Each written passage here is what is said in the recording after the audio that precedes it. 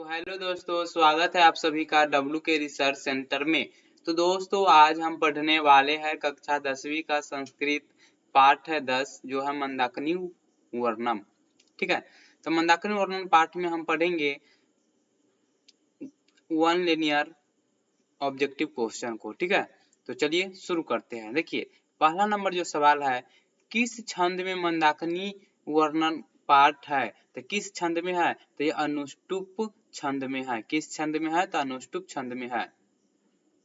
दूसरा नंबर सवाल है, मंदाकिनी वर्णन पाठ के रचनाकार कौन है? तो मंदाकिनी वर्णन पाठ के रचनाकार है महर्षि वाल्मीकि है। कौन है? महर्षि वाल्मीकि।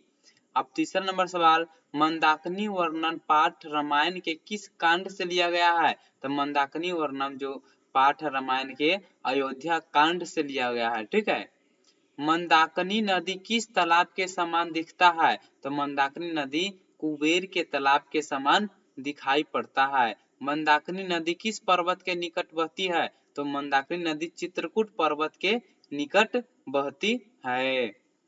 अगला नंबर सवाल होगा छठा, मंदाकिनी नदी का पानी किसके पीने से गंदा हो गया था? तो मंदाकिनी नदी का पानी हिरण के पीने से गंदा हो गया था। रामायण के रचनाकार कौन है?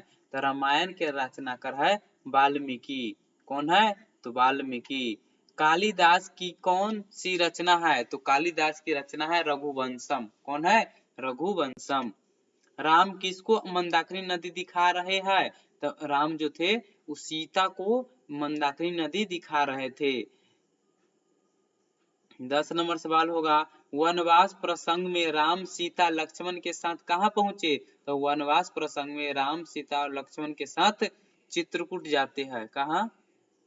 तो चित्रकूट में जाते हैं। ठीक है, तो चलिए इधर देखते हैं आंसर।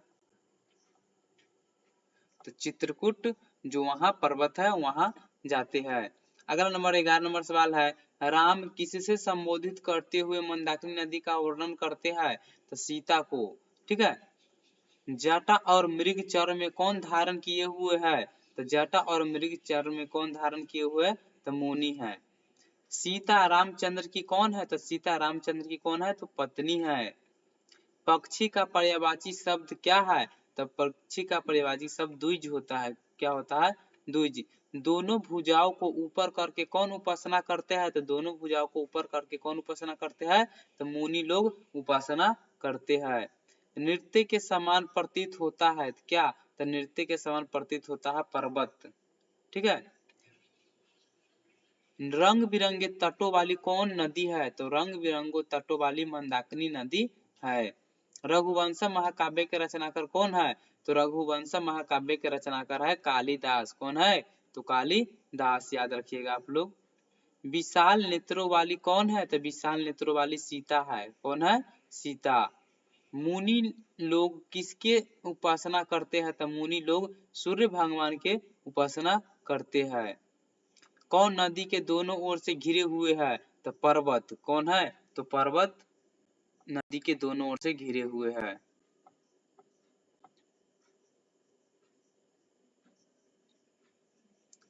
अब देखिए 22 नंबर सवाल है, कौन नदी में स्नान करते हैं? तो ऋषि मुनि लोग जो होते हैं नदी में स्नान कर रहे थे।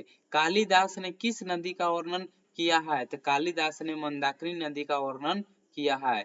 वाल्मीकि रामायण से कौन सा पाठ संकलित है? तो वाल्मीकि रामायण से मंदाकिनी पाठ संकलित है। मंदाकिनी वर्णन पाठ में किस नदी का वर्णन है? तो मंदाकिनी वर्णन पाठ में गंगा नदी का वर्णन है। तो बस 25 को ही ऑब्जेक्टिव था। तो दोस्तों यदि ये वीडियो आपको अच्छा लग रहा होगा तो प्लीज इस वीडियो को लाइक कर दे और चैनल को भी सब्सक्राइब कर दे ताकि इसी प्रकार के अन्य सारे वीडियो आप तक पहुंच सके। धन्यवाद।